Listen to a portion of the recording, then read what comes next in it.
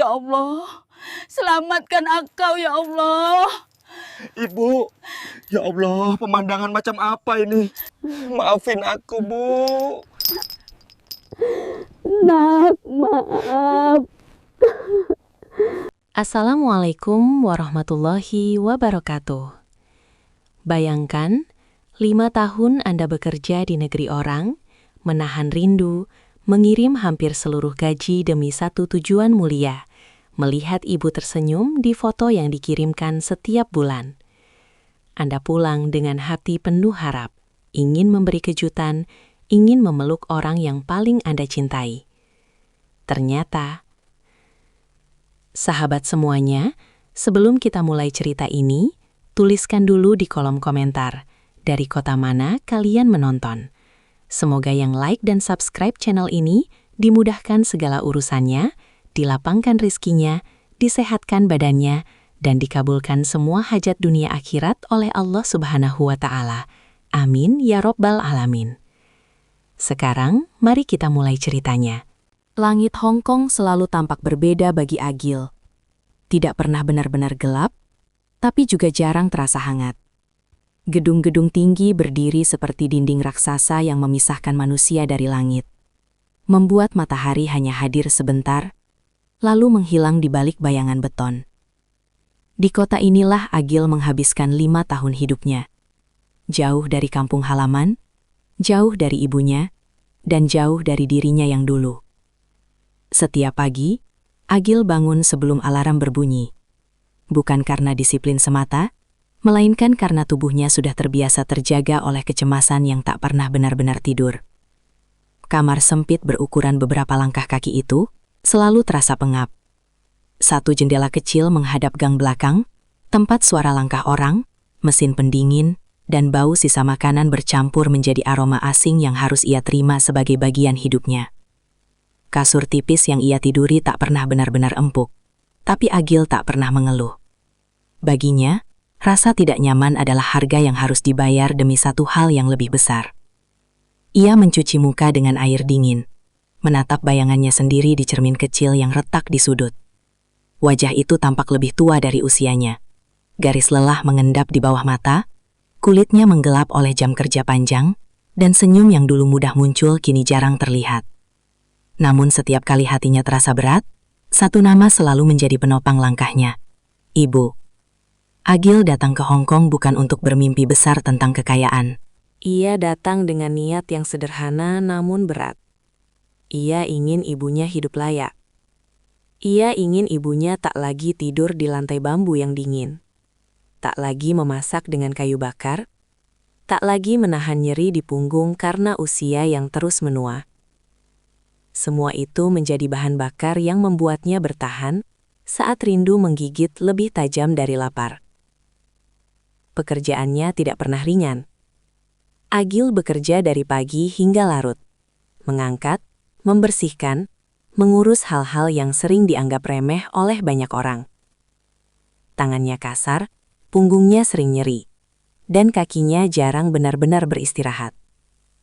Ada hari-hari ketika ia hanya duduk sebentar di sudut tangga, menutup mata, lalu kembali berdiri karena waktu istirahat telah habis.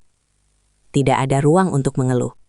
Setiap detik adalah uang, dan setiap uang adalah harapan.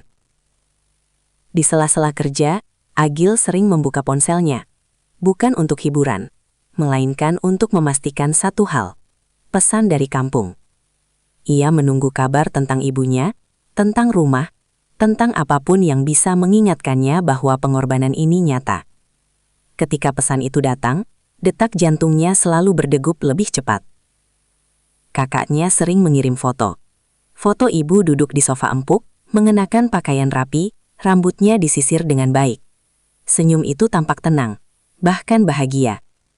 Setiap kali melihatnya, dada Agil terasa menghangat. Ia percaya, uang yang ia kirim benar-benar mengubah hidup ibunya. Ia percaya, kakaknya menjaga ibu dengan baik. Ia percaya, darah dan keluarga adalah tempat paling aman untuk menitipkan cinta. Malam hari adalah waktu paling sulit bagi Agil. Setelah tubuhnya terbaring, pikiran justru menjadi paling aktif. Ia memutar ulang kenangan masa kecilnya. Tentang ibu yang bangun paling pagi untuk menyiapkan sarapan, tentang tangan renta yang menyeka keringatnya saat ia pulang bermain, tentang suara lembut yang selalu menyebut namanya dengan penuh doa. Di kamar sempit itu, Agil sering menutup mata sambil menggenggam ponsel. Seolah benda kecil itu bisa menjadi jembatan menuju pelukan ibu. Ada hari-hari ketika rasa rindu berubah menjadi nyeri fisik. Dadanya sesak, tenggorokannya kering, dan air mata mengalir tanpa ia minta. Namun, ia selalu mengingat satu hal. Ia tidak boleh lemah. Jika ia menyerah, siapa lagi yang akan menjaga ibu? Pikiran itu cukup untuk membuatnya bangkit kembali keesokan harinya. Agil hampir tidak pernah membeli sesuatu untuk dirinya sendiri. Pakaian yang ia pakai adalah pakaian lama yang ia rawat dengan hati-hati. Makan pun sekadar cukup. Ia menolak ajakan rekan kerja untuk bersenang-senang. Setiap uang lebih yang tersisa langsung ia sisihkan untuk dikirim ke kampung. Baginya, melihat ibu tersenyum di foto jauh lebih berharga daripada kesenangan sesaat. Setiap kali mengirim uang, Agil selalu menyelipkan pesan singkat. Tanyakan kabar ibu. Tanyakan apakah obatnya cukup. Tanyakan apakah ia sudah makan dengan baik. Jawaban yang datang selalu menenangkan. Kakaknya mengatakan, ibu baik-baik saja. Ibu sering tersenyum. Ibu terlihat sehat. Kata-kata itu menjadi obat yang membuat Agil bisa tidur lebih nyenyak, meski hanya beberapa jam. 5 tahun berlalu tanpa terasa. Rambut Agil mulai memendek bukan karena gaya, tapi karena ia jarang sempat memikirkan hal sepele. Waktu berjalan dengan cepat, namun rindu justru semakin berat. Setiap kali ia menghitung sisa kontraknya, jantungnya berdebar. Ia membayangkan hari kepulangan, membayangkan pintu rumah terbuka, membayangkan ibu menyambutnya dengan mata berkaca-kaca, dan senyum yang selama ini hanya ia lihat lewat layar. Di satu malam yang sunyi, Agil duduk di tepi kasur, menatap pesan terakhir dari kakaknya. Foto ibu kembali muncul. Sofa empuk itu terlihat sama. Senyum itu terlihat sama. Namun entah mengapa, ada perasaan asing yang menyelinap di dadanya. Bukan curiga yang jelas, melainkan kegelisahan samar yang sulit dijelaskan. Ia menggeleng pelan, menepis pikiran itu. Ia menegur dirinya sendiri karena berprasangka buruk pada keluarga. Ia memilih percaya. Karena tanpa kepercayaan, semua pengorbanan ini akan terasa sia-sia. Agil menutup ponselnya dan berbaring. Ia menarik selimut tipis hingga ke dada. Di balik suara kota yang tak pernah tidur, ia berdoa dalam hati. Ia memohon pada Allah agar ibunya selalu dilindungi, agar pengorbanannya bernilai, agar suatu hari nanti ia bisa pulang dengan kepala tegak. Ia tidak meminta kekayaan. Ia hanya ingin melihat ibunya hidup dengan layak dan bahagia. Di kamar sempit itu, Agil tertidur dengan satu keyakinan, bahwa cinta yang ia kirim setiap bulan telah sampai pada tujuan yang benar. Bahwa keluarganya adalah tempat yang aman. Bahwa senyum di foto itu adalah senyum hari ini, bukan senyum masa lalu. Ia tidak tahu, di saat yang sama, kenyataan sedang menunggu di kampung halaman. Diam, gelap, dan jauh lebih kejam dari segala lelah yang pernah ia rasakan di negeri orang. Hari-hari Agil di Hong Kong berjalan seperti roda yang terus berputar tanpa henti. Pagi, siang, sore, malam, lalu kembali pagi. Tidak ada penanda waktu yang benar-benar berarti selain kalender kecil yang ditempel di dinding kamar sempitnya. Setiap bulan, ia mencoret satu tanggal dengan pulpen hitam, tanda bahwa 1 bulan lagi telah ia lewati demi ibunya. Coretan itu bukan sekedar angka, melainkan bukti bahwa ia masih bertahan. Di sela kesibukan yang menumpuk, ada satu rutinitas yang tidak pernah ia lewatkan. Setiap akhir pekan, tepat setelah mengirim uang ke kampung, Agil akan duduk di sudut kamar, membersihkan layar ponselnya dengan ujung kaos, lalu menunggu. Detik demi detik terasa panjang, jantungnya berdetak lebih cepat dari biasanya. Ia menunggu foto itu, foto yang selalu berhasil menenangkan hatinya. Tak lama kemudian, notifikasi muncul. Nama kakaknya tertera di layar. Tangan Agil sedikit bergetar saat membukanya. Sebuah foto tampil memenuhi layar. Ibunya duduk di sofa empuk berwarna coklat muda. Punggungnya bersandar nyaman, tangannya terlipat di pangkuan, wajahnya terlihat lebih segar dari terakhir kali Agil melihatnya langsung bertahun-tahun lalu. Rambutnya disisir rapi, bajunya bersih, dan yang paling menenangkan, senyum itu. Senyum yang sama, lembut, penuh ketenangan. Agil menghembuskan napas panjang, seolah beban di dadanya sedikit terangkat. Foto itu menjadi bukti bahwa semua yang ia lakukan tidak sia-sia. Ia membayangkan ibunya bangun pagi tanpa harus memikirkan biaya hidup. Duduk santai tanpa harus mengeluh sakit pinggang. Dan tidur nyenyak tanpa rasa cemas. Dalam imajinasinya, sofa empuk itu adalah simbol kemenangan kecil dari perjuangannya. Ia sering memperbesar foto itu, memperhatikan setiap detail. Kerutan halus di wajah ibu, sorot mata yang tampak tenang, bahkan sudut ruangan di belakangnya. Agil tidak menyadari bahwa latar foto itu selalu sama. Sudut yang sama, pencahayaan yang sama, bahkan ekspresi yang nyaris tak berubah. Baginya semua itu tidak penting. Yang penting ibunya terlihat baik-baik saja. Setiap kali foto datang, Agil akan membalas dengan pesan panjang. Ia menanyakan kesehatan ibu, apakah obatnya masih diminum teratur, apakah ia sudah makan dengan baik. Jawaban kakaknya selalu singkat, namun meyakinkan. Ibu sehat, ibu senang, tidak perlu khawatir. Kalimat-kalimat itu seperti mantra yang menenangkan pikirannya. Rekan-rekan kerjanya sering heran melihat Agil. Di saat mereka menggunakan waktu luang untuk bercanda atau bersantai, Agil justru sibuk menatap layar ponsel dengan mata berkaca-kaca. Mereka tidak tahu, di balik layar itu ada dunia kecil yang menjadi alasan Agil tetap berdiri. Ada seorang ibu yang menjadi tujuan dari setiap langkahnya. Suatu sore, setelah hari kerja yang sangat melelahkan, Agil duduk di tangga darurat gedung tempat ia bekerja. Tangannya pegal, kakinya terasa berat, dan kepalanya berdenyut. Ia hampir saja menutup mata ketika ponselnya bergetar. Foto baru kembali datang. Kali ini ibunya terlihat sedang memegang secangkir teh. Masih di sofa yang sama, dengan senyum tipis namun hangat. Agil tersenyum kecil. Rasa lelahnya seakan luruh. Dalam hatinya, Agil sering berbicara sendiri. Ia berjanji, setelah kontraknya selesai, ia akan pulang. Ia akan membelikan ibu rumah yang lebih layak. Ia akan menemani ibu setiap pagi, menggantikan semua waktu yang hilang. Foto-foto itu menjadi penguat janji tersebut. Ia tidak sadar bahwa janji itu dibangun di atas kebohongan yang rapi.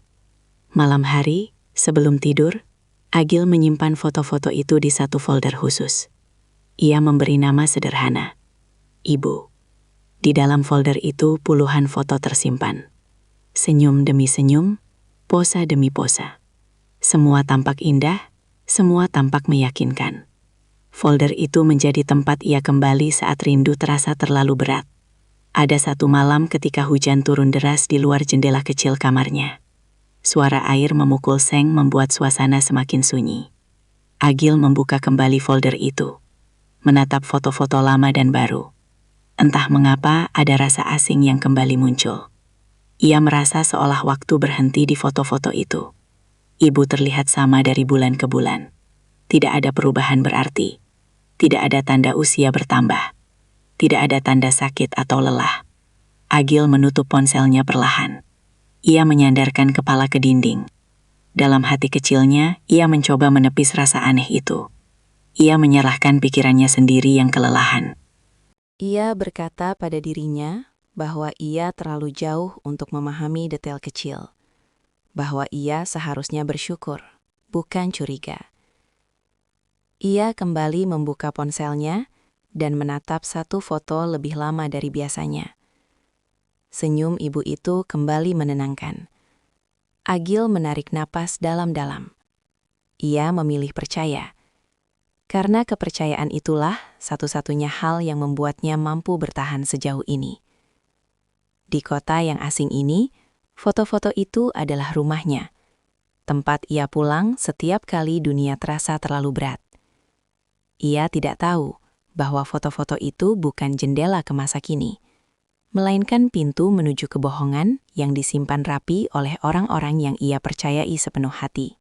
Bagi Agil, uang bukanlah angka yang harus dinikmati, melainkan alat untuk memastikan satu hal tetap bernafas dengan layak di kampung halaman. Setiap lembar yang ia terima dari hasil kerja kerasnya, selalu ia hitung dengan satu tujuan yang sama.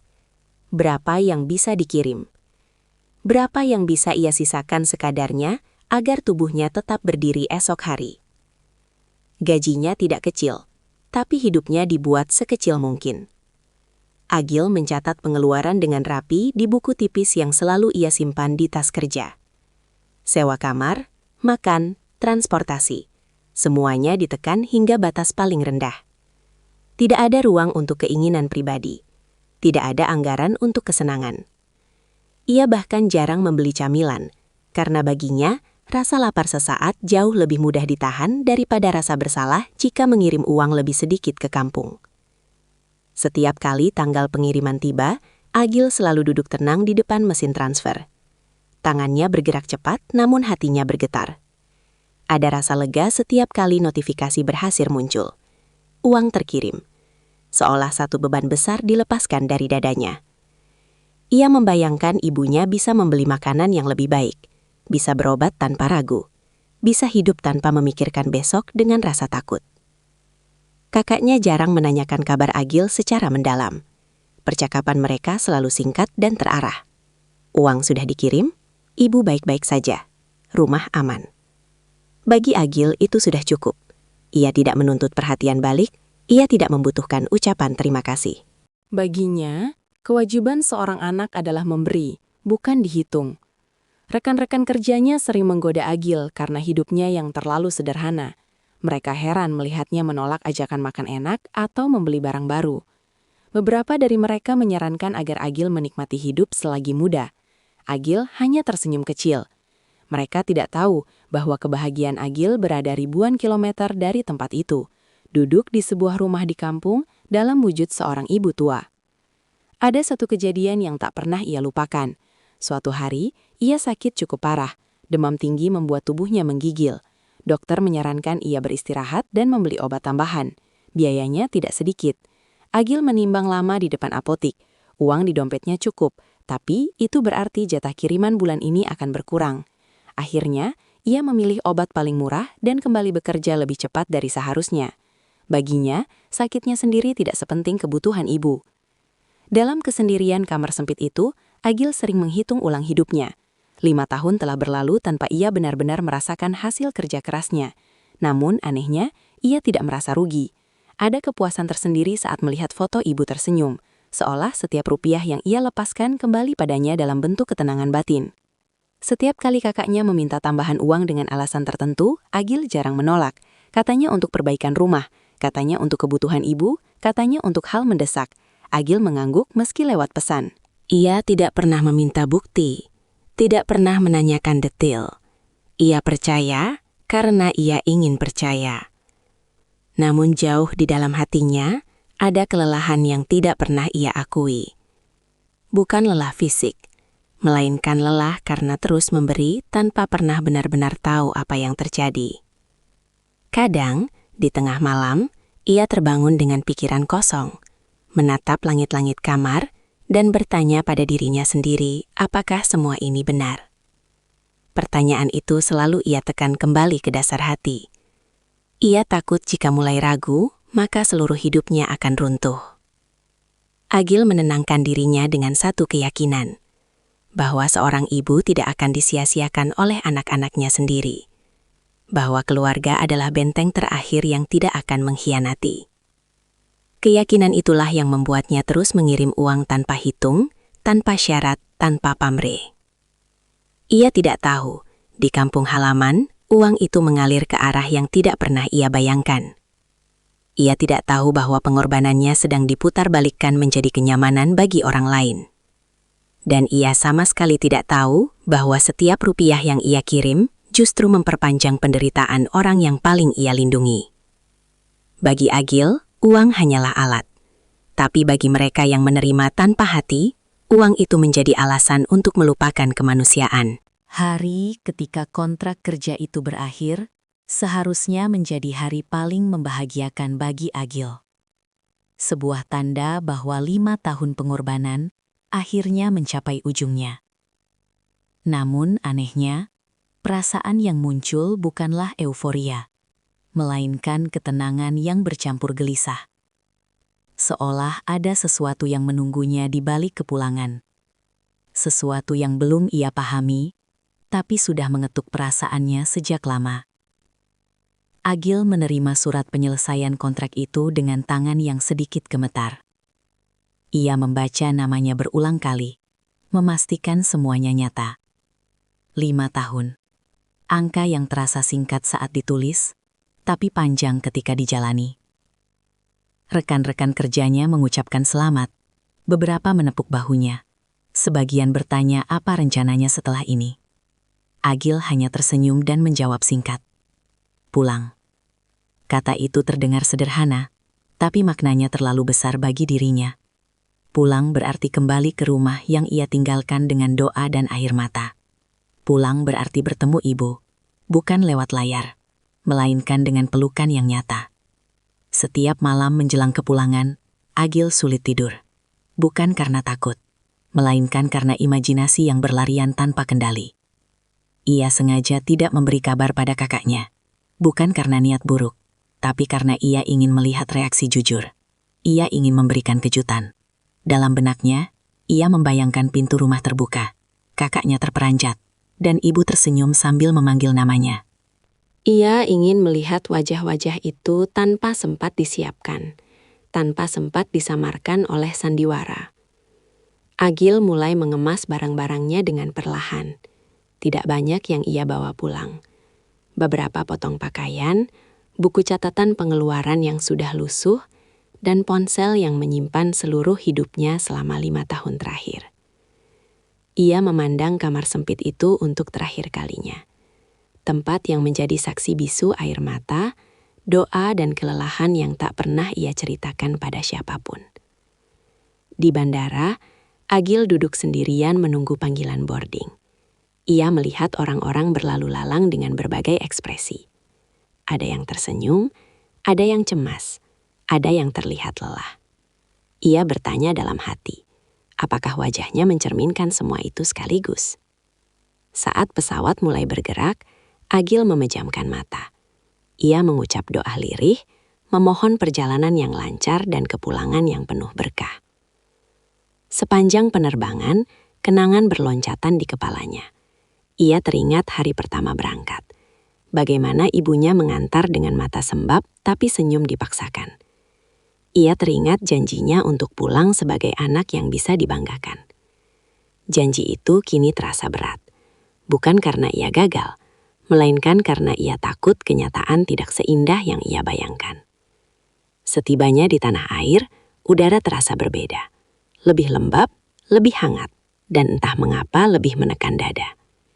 Agil melanjutkan perjalanan menuju kampung dengan kendaraan umum. Jalanan yang ia lewati terasa familiar, namun juga asing.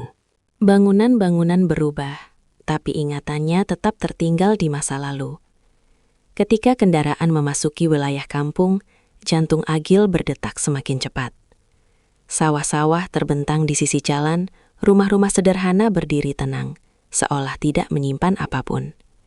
Agil menatap keluar jendela, mencari-cari tanda kehidupan ibunya. Setiap tikungan membawa harap sekaligus cemas. Ia turun tidak jauh dari rumah, memilih berjalan kaki agar bisa meresapi kepulangan itu. Langkahnya melambat ketika atap rumah terlihat dari kejauhan. Rumah itu tampak sama, tidak banyak berubah. Dindingnya masih kusam, pintunya masih kayu lama. Hanya satu hal yang membuat Agil berhenti sejenak. Rumah itu terlalu sunyi. Tidak ada suara ibu memanggil ayam, tidak ada suara peralatan dapur. Tidak ada tanda kehidupan yang biasa ia dengar saat pulang dulu.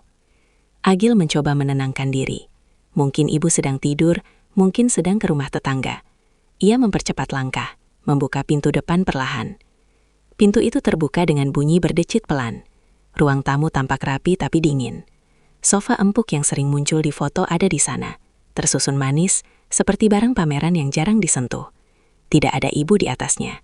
Tidak ada senyum yang ia nantikan. Hanya keheningan yang menyambut kepulangannya. Agil berdiri terpaku di ambang pintu. Hatinya mulai berdebar tidak karuan. Kepulangan tanpa kabar yang ia anggap sebagai kejutan perlahan berubah menjadi pertanyaan besar yang tak ingin ia ucapkan. Di titik itu, ia belum tahu bahwa sunyi ini hanyalah awal dari kebenaran yang jauh lebih menyakitkan. Agil melangkah masuk dengan hati-hati, seolah takut mengusik sesuatu yang tak terlihat. Setiap langkahnya di lantai rumah terdengar jelas, menggema dalam keheningan yang terasa asing. Rumah ini seharusnya menyambutnya dengan suara kehidupan, dengan aroma masakan sederhana, dengan langkah ibu yang tertatih namun hangat. Namun yang ia temukan hanyalah kesunyian yang kaku, seperti rumah kosong yang lama ditinggalkan. Ia menaruh tas di sudut ruang tamu dan menatap sekeliling. Sofa empuk itu masih di sana, persis seperti di foto-foto yang selalu ia terima. Bantalnya tertata rapi, tidak ada lipatan, tidak ada tanda sering diduduki. Debu tipis menempel di permukaan meja. Pemandangan itu membuat dada Agil mengencang. Ada sesuatu yang terasa tidak selaras, terlalu rapi untuk rumah yang katanya dihuni seorang ibu tua. Agil memanggil pelan, suaranya bergetar, tidak ada jawaban. Ia memanggil lagi, kali ini lebih keras, tetap hening. Langkahnya bergerak menuju dapur. Panci dan wajan tergantung rapi, terlihat bersih, seolah jarang digunakan. Tidak ada sisa masakan, tidak ada aroma bumbu. Dapur itu tampak seperti ruang pajangan, bukan tempat kehidupan berlangsung. Perasaan tidak enak mulai merayap. Agil mencoba menepisnya.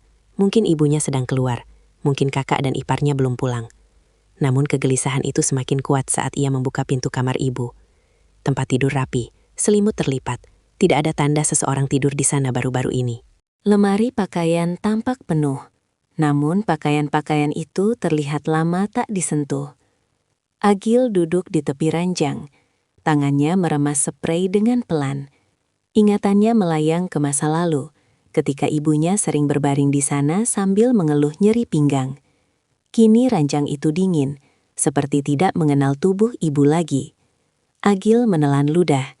Ia mulai merasa seperti tamu di rumahnya sendiri. Tak lama kemudian, suara langkah terdengar dari luar. Pintu depan terbuka. Kakaknya masuk lebih dulu, disusul iparnya. Wajah mereka berubah seketika saat melihat Agil berdiri di ruang tengah. Terkejut, bukan bahagia, tidak ada senyum spontan, tidak ada pelukan, hanya tatapan kaget yang cepat berubah menjadi gugup. Kakaknya berusaha tersenyum, tapi senyum itu terasa kaku. Ia bertanya sejak kapan Agil pulang, mengapa tidak memberi kabar. Pertanyaan-pertanyaan itu terdengar seperti upaya menutupi sesuatu. Agil menjawab singkat, ia baru saja tiba, ia ingin memberi kejutan. Matanya tak lepas dari wajah kakaknya, mencoba membaca sesuatu di sana. Agil menanyakan ibu, suaranya terdengar datar, tapi hatinya bergejolak.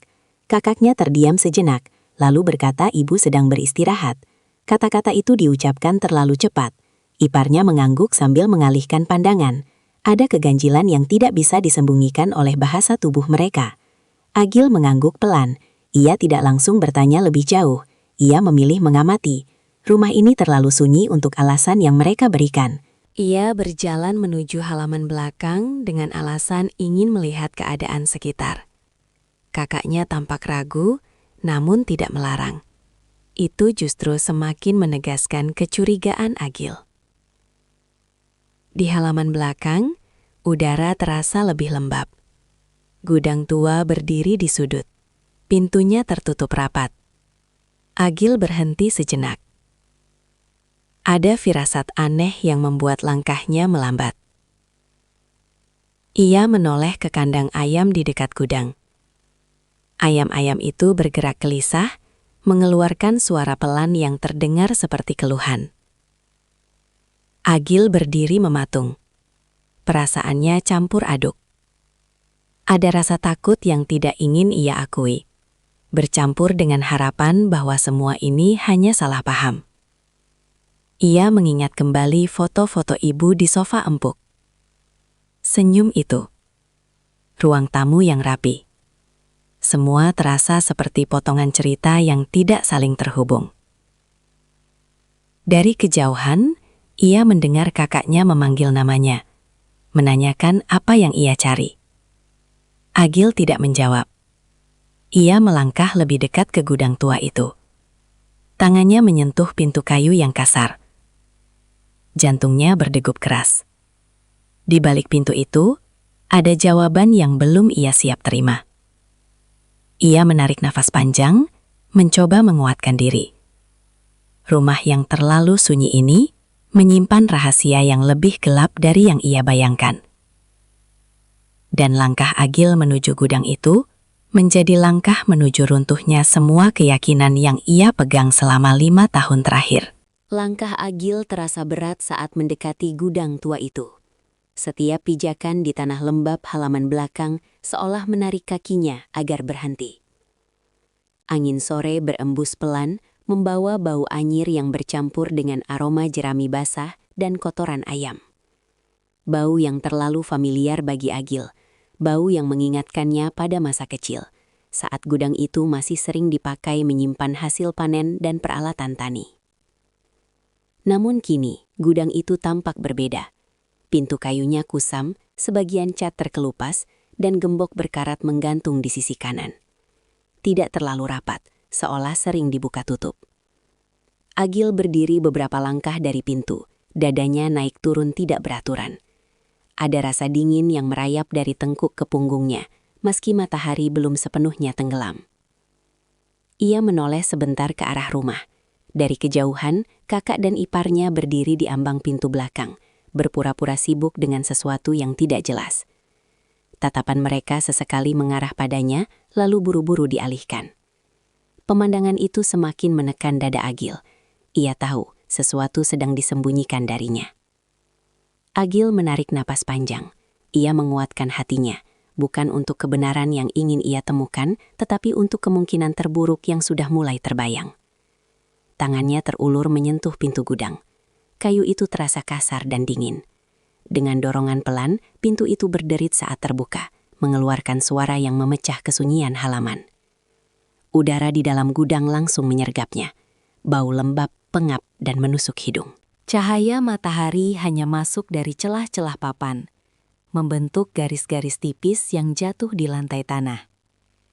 Di sudut kiri, kandang ayam berdiri, sebagian kosong, sebagian berisi ayam yang bergerak gelisah.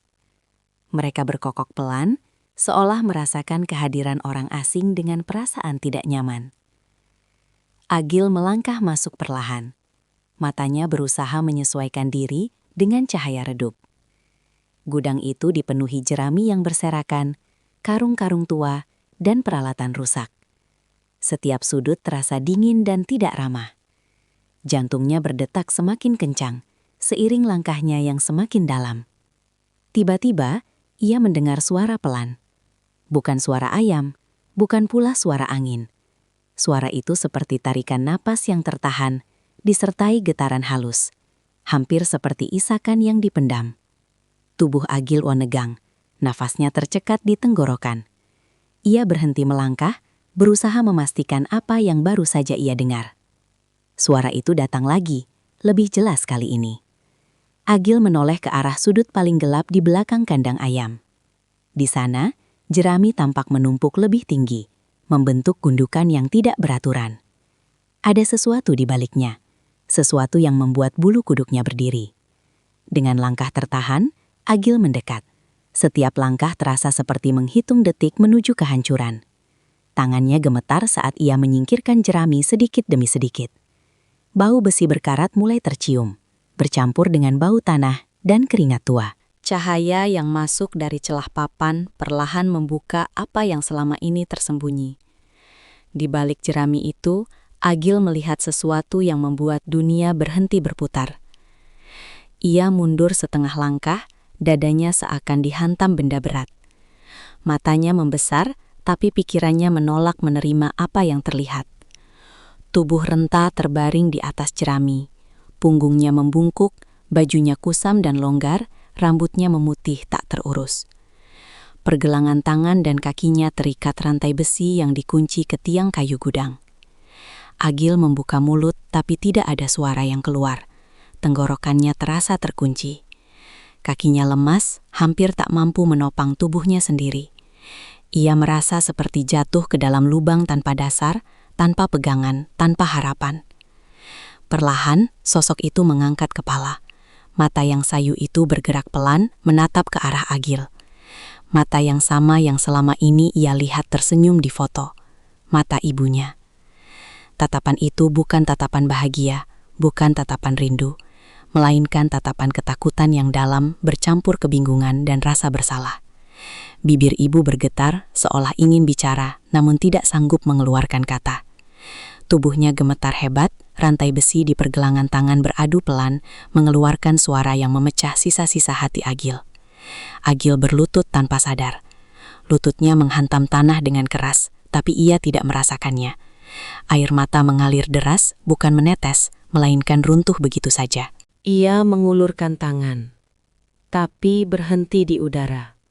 Takut menyentuh. Takut kenyataan ini semakin nyata. Ibu menatapnya lebih lama, lalu perlahan menggeleng. Gerakan kecil itu penuh makna. Seolah ia ingin berkata bahwa Agil tidak seharusnya melihat ini. Seolah ia meminta maaf karena menjadi beban.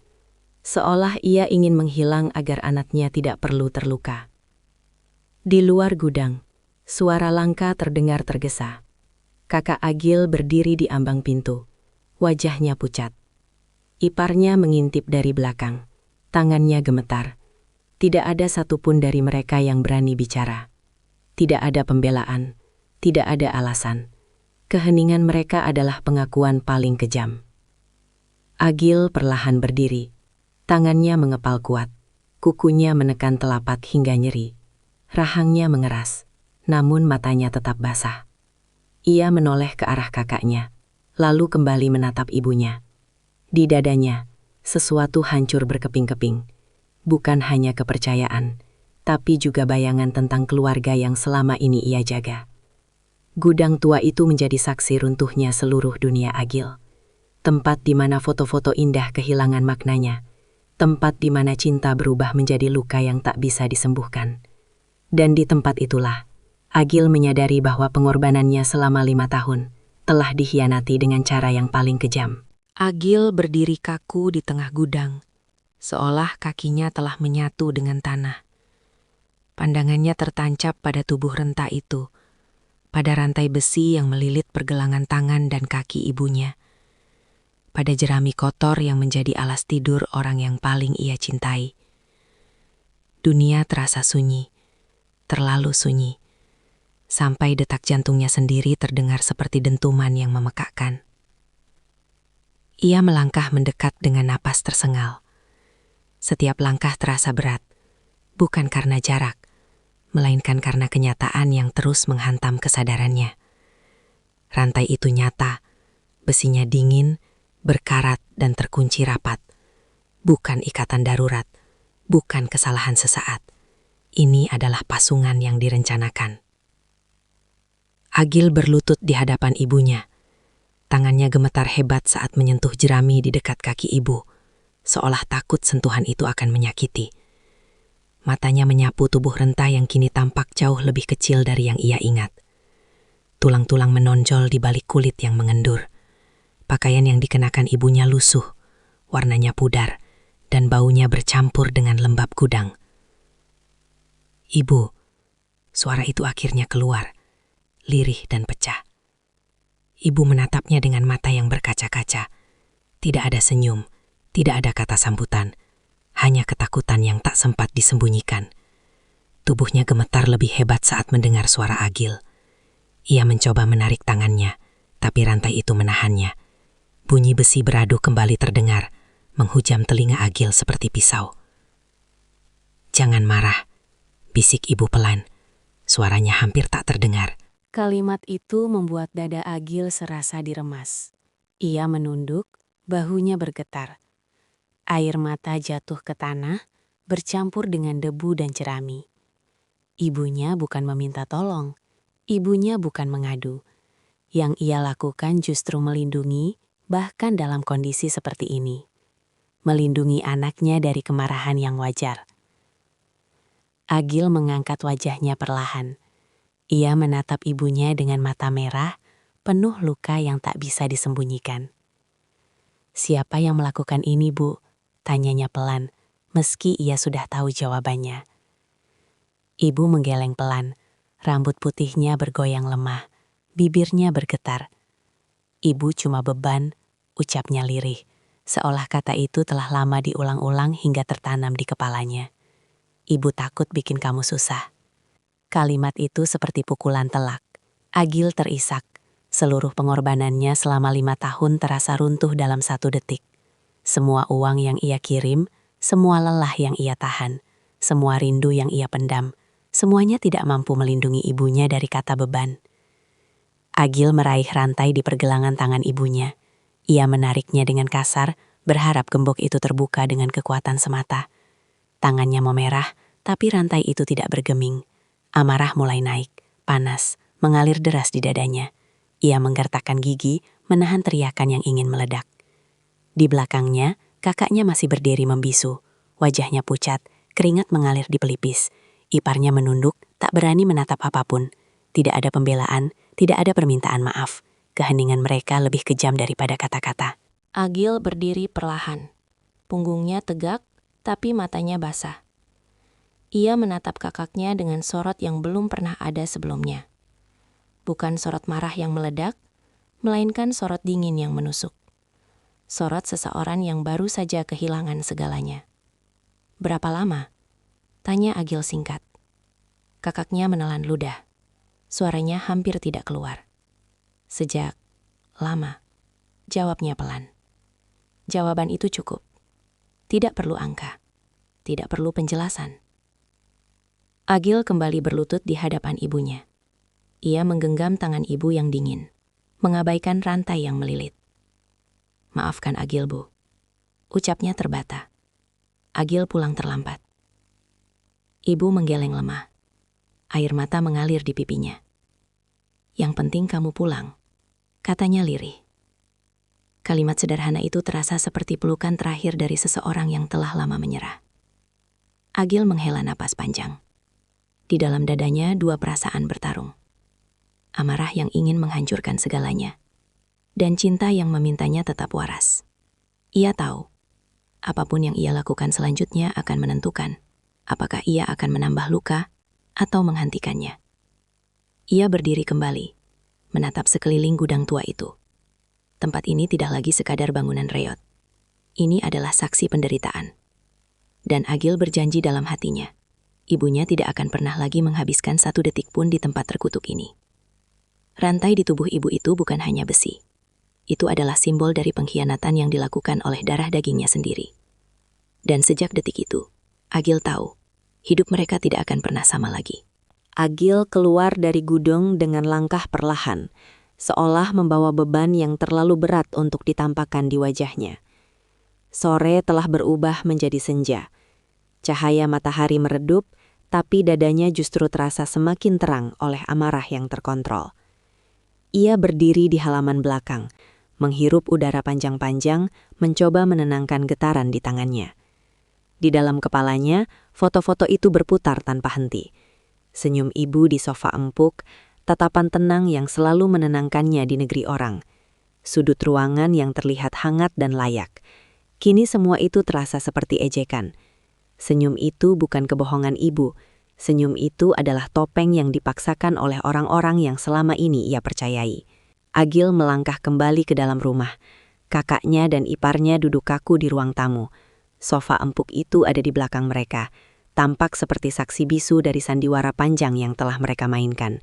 Agil berdiri tepat di hadapan sofa itu. Ia menatapnya lama, lalu tertawa pelan. Tawa tanpa suara, tanpa bahagia. "Foto itu diambil kapan?" tanya Agil tenang. Tidak ada nada tinggi, tidak ada gertakan. Justru ketenangan itu yang membuat kakaknya gelisah. Ia mengusap wajahnya, menghindari tatapan Agil. Iparnya memeluk lengannya sendiri, seolah ingin mengecil. "Foto yang mana?" jawab kakaknya pura-pura tidak mengerti. Agil mengambil ponselnya dari saku. Ia membuka folder itu, folder bernama ibu. Ia memilih satu foto dan menunjukkannya ke arah kakaknya. Yang ini dan yang lain, semuanya. Kakaknya terdiam. Waktu seolah berhenti di ruang tamu itu. Detik-detik berlalu tanpa suara. Akhirnya, kakaknya menarik napas panjang. "Itu foto lama," ucapnya pelan. Satu kalimat itu cukup menghancurkan segalanya. Agil mengangguk pelan. Tidak terkejut, tidak marah meledak. Justru ada rasa kosong yang menyebar di dadanya. 5 tahun. 5 tahun ia hidup dari kebohongan yang dikirimkan lewat layar kecil. "Sejak kapan?" tanya Agil lagi. "Sejak ibu mulai merepotkan," jawab kakaknya lirih. Kata itu kembali menghantam. Merepotkan. Beban. Dua kata yang menjelaskan segalanya. Agil menoleh ke arah dapur, lalu ke arah kamar ibu. Semua ruang itu kini terasa palsu. Rumah ini bukan rumah. Ini panggung. Ia teringat setiap pesan yang ia kirim. Setiap kekhawatiran yang ia titipkan. Setiap uang yang ia lepaskan tanpa sisa. Semua dibalas dengan senyum palsu dan kalimat singkat yang menenangkan. Kakaknya dan iparnya hidup nyaman. Sementara ibu perlahan disingkirkan ke sudut yang paling gelap. Agil duduk perlahan di kursi kayu. Ia menunduk, menatap lantai. Tidak ada air mata yang jatuh kali ini. Yang ada hanyalah kekelahan yang luar biasa. Bukan lelah fisik, melainkan lelah karena percaya terlalu lama. "Kenapa tidak bilang?" ucap Agil pelan. Lebih seperti bicara pada dirinya sendiri. Kakaknya tidak menjawab. Tidak ada alasan yang cukup untuk menjelaskan kejahatan yang dibungkus dengan alasan keluarga. Iparnya mulai menangis. Tapi tangis itu tidak menggubah apapun di hati Agil. Air mata yang datang terlambat hanya terdengar seperti kebisingan. Agil berdiri. Ia berjalan menuju pintu depan, lalu berhenti sejenak. Ia menoleh ke arah sofa empuk itu untuk terakhir kalinya. Sofa yang menjadi simbol dari kebohongan terpanjang dalam hidupnya. Senyum di foto itu, ucap Agil tanpa menatap siapapun. Bukan senyum hari ini. Ia melangkah keluar, meninggalkan ruang tamu yang penuh kepalsuan. Di halaman, langit semakin gelap. Di balik kegelapan itu, Agil mulai menyusun sesuatu di dalam pikirannya. Bukan amarah yang meledak, bukan balas dendam yang kasar, melainkan keputusan sunyi yang akan membuat mereka merasakan apa artinya kehilangan kendali. Senyum itu ternyata bohong. Dan kebohongan itu telah mengubah cara Agil memandang darah dagingnya sendiri selamanya. Malam turun perlahan, menyelimuti rumah itu dengan kegelapan yang terasa lebih pekat dari biasanya. Lampu ruang tamu menyala redup, memantulkan bayangan wajah-wajah yang tegang. Kakak dan ipar Agil duduk tanpa bicara, seolah menunggu sesuatu yang tidak mereka pahami. Sementara itu, Agil berdiri di dekat jendela, menatap halaman yang kini sunyi. Pikirannya bekerja jauh lebih keras daripada kata-kata yang bisa ia ucapkan. Amarah ada di sana, panas, pekat, dan nyata. Namun Agil tidak membiarkannya keluar. Ia menelannya dalam-dalam, seperti menelan bara api yang membakar tenggorokan. Ia tahu, satu teriakan saja bisa membuat segalanya berubah menjadi kekacauan. Satu pukulan bisa melahirkan luka baru, luka yang mungkin tak pernah sembuh. Ia tidak ingin ibunya melihat itu. Ia tidak ingin penderitaan dibalas dengan penderitaan yang lebih rendah martabatnya. Agil melangkah keluar rumah kembali, menuju gudang. Setiap langkahnya kini mantap, penuh tujuan. Ia membawa senter kecil dan alat seadanya. Ibu masih di sana, duduk diam di atas jerami, menatap kosong ke depan. Ketika melihat Agil kembali, matanya membesar, penuh cemas. "Tenang, Bu," ucap Agil lembut. Nada suaranya berbeda dari sebelumnya, lebih stabil, lebih tegas. "Sebentar lagi kita pergi." Ia berlutut dan kembali memeriksa rantai. Dengan hati-hati, ia mencari celah, memutar gembok, menggunakan alat yang ia temukan. Tangannya luka, jarinya perih, tapi ia tidak berhenti. Setiap detik terasa seperti penebusan atas 5 tahun ketidakhadirannya.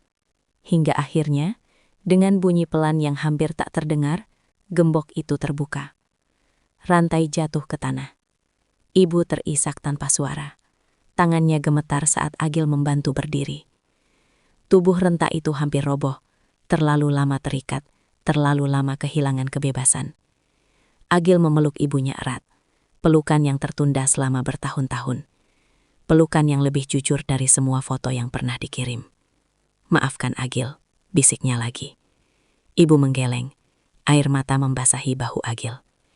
Tidak ada kata lain yang dibutuhkan.